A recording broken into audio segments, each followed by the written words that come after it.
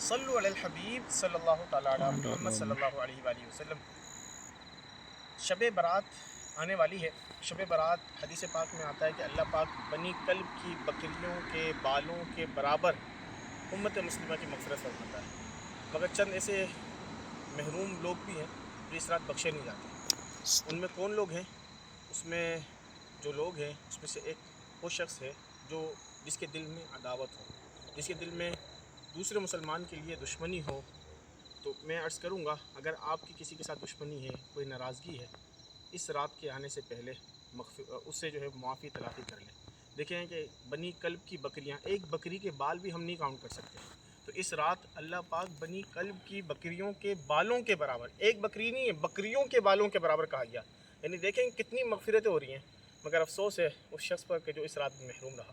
تو اس رات کے آنے سے پہلے اپنے بہن بھائیوں سے، اپنے رشتہ داروں سے، کسی بھی مسلمان سے اگر آپ کی دل آزاری ہوئی ہے، آپ نے کسی کا دل دکھایا ہے، تو اللہ کی رضا کے لیے اسے معافی مانگے۔